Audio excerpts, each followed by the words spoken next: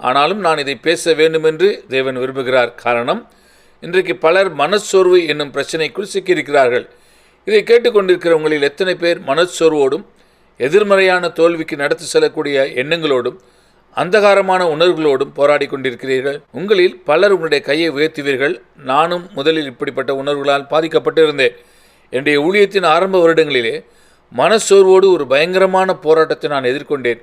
அப்பொழுது நான் ரட்சிக்கப்பட்டிருந்தேன், பரிசுத்த ஆவியானவர் அபிஷேகத்தையும் பெற்றிருந்தேன், கர்த்தருக்காக ஆத்துமாக்களை ஆதாயமும் பண்ணினேன். ஆனால் இந்த கருமையான இருள் சூழ்ந்த மேகம் என் தலைமேல் தங்கிவிட்டது. அது என்னை சிறையிருப்புக்குள் தள்ளியது. அது என்னை தொடர்ந்து கீழே அழுத்தி கொண்டிருந்தது. நான் அதோடு போராடி கொண்டிருந்தேன். நான் அதோடு யுத்தம் பண்ணினேன். எனக்கு தெரிந்த எல்லா முயற்சிகளையும் நான் செய்தேன். ஆனால் எதுவும் வேலை செய்யவில்லை. உண்மையில் என்ன நடந்ததென்றால், நான் எவ்வளவு அதிகமாய் கடினமாய் முயற்சி எடுத்தேனோ அவ்வளவு அதிகமாய் அது மோசமானது. அப்பொழுது நான் முற்றிலும் நம்பிக்கை இழந்த நிலையில் விரக்தி அடைந்தவனாய் வாழ்ந்து கொண்டிருந்தேன். அந்த நேரத்தில் தான் ஏசாயா 61 அதிகாரம் 3 நான் வாசிக்க நேர்ந்தது. தேவன் நமக்கு ஒடுங்கின ஆவிக்கு பதிலாக துதியின் உடையை கொடுக்கிறார் என்று அந்த வசனம் சொல்கிறது. நான் அதை வாசித்தேன். அது பழைய கிங் ஜேம்ஸ் மொழிபெயர்ப்பாகும். நான் அந்த வார்த்தைகளை வாசித்த பொழுது, அதுதான் உன்னுடைய பிரச்சனை என்று பரிசுத்த ஆவியானவர் என்னிடம் சொன்னார். அது ஒரு ஆவி. அந்த பொல்லாத ஆவிதான் உன்னை ஒடுக்கி தரை தாழ்த்தி வீழ்த்தி கொண்டிருக்கிறது. அது நீ அல்ல, அது உன்னுடைய மனமும் அல்ல, அது உன்னுடைய மனதிற்கு வேலை செய்து கொண்டிருக்கிற இன்னொரு நபர். இதை பரிசுத்த ஆவியானவர் எனக்கு மிக தெளிவாக வெளிப்படுத்தினார். நல்லது. அப்பொழுது எனக்கு தேவைப்பட்டதெல்லாம் இன்னொரு வசனம்தான்.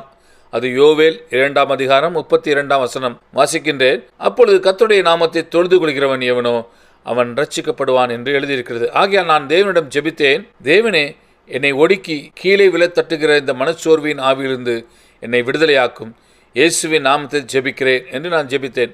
தேவன் என் ஜெபத்தை கேட்டார். தேவன் என்னை விடுதலையாக்கினார். மனதை பாதுகாக்கக்கூடிய ஒரு ஆயுதம் என்னிடம் இருக்க வேண்டிய அத்தியாவசியத்தை தேவன் எனக்கு உணர்த்தினார். நான் அந்த ஆயுதத்தை குறித்து சிந்திக்க ஆரம்பித்தேன். அப்பொழுது அது நிச்சயம் தலைச்சீராவாகத்தான் இருக்கும் என்பதை புரிந்து கொண்டேன். எபேசியர் 6 அதிகாரம் 17 அந்த ரட்சிப்பின் தலைச்சீரா என்று அழைக்கின்றது. நான் ரட்சிக்கப்பட்டிருக்கிறேன், ஆனால் என்னிடத்தில் இந்த ரட்சிப்பின் தலைச்சீரா இருக்கிறதா என்ற ஒரு கேள்வியை எனக்கு நானே கேட்டுக்கொண்டேன்.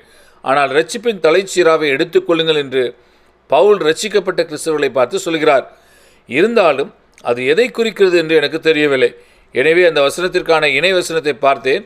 1 தெசலோனிக்கேயர் 5 அதிகாரம் 8 இது குறிப்பிடப்பட்டிருக்கிறது.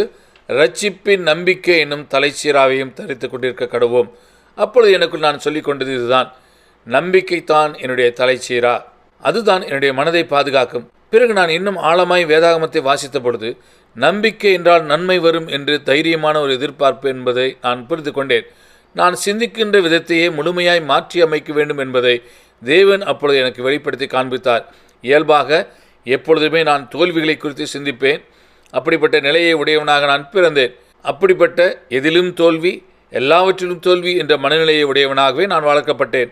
எங்களுடைய குடும்பத்தில் நீங்கள் கவலைப்படவில்லை என்றால், நீங்கள் கவலைப்படவில்லையே என்பதற்காக நீங்கள் கவலைப்பட்டாக வேண்டும். அப்படிப்பட்ட குடும்பத்தில் நான் வளர்ந்து வந்தேன்.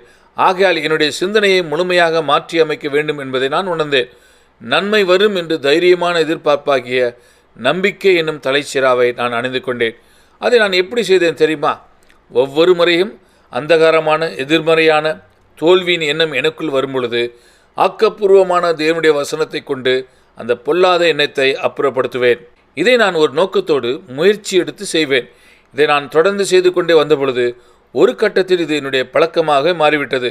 பிறகு நான் அதை தானாகவே செய்ய ஆரம்பித்து விட்டேன். இன்றைக்கு எனக்கு அந்த பிரச்சனையே இல்லை. அதற்காக நான் தேவனுக்கு நன்றி செலுத்துகிறேன். சில நேரங்களில் நாம் எல்லோருமே எதிர்மறையான நம்மை தோல்விக்கு நேராக நடத்தக்கூடிய எண்ணங்களால் தாக்கப்படுகிறோம். ஆனால் இன்றைக்கு மனச்சோர்வு என்பது என்னால் ஜெயிக்க முடியாத ஒரு பிரச்சனை கிடையாது. கடந்த காலத்தில் தான் அது என்னை மேற்கொண்டு ஜெயித்தது. அதெல்லாம் கடந்த காலம் என்று தான் நான் சொல்வேன். ஆக முதலில் நான் இந்த ஒடுக்குகிற ஆவியிலிருந்து விடுவிக்கப்பட வேண்டும். பிறகு என்னுடைய மனதை நான் எவ்வாறு காக்க வேண்டும் என்பதை நான் கற்றுக்கொள்ள வேண்டும். இதையெல்லாம் இங்கு சொல்ல வேண்டும் என்று நான் நினைக்கவில்லை. ஆனாலும் உங்களுடைய பிரயோஜனத்திற்காகவே இதையெல்லாம் நான் சொல்கின்றேன். ஒரு தலைச்சீரா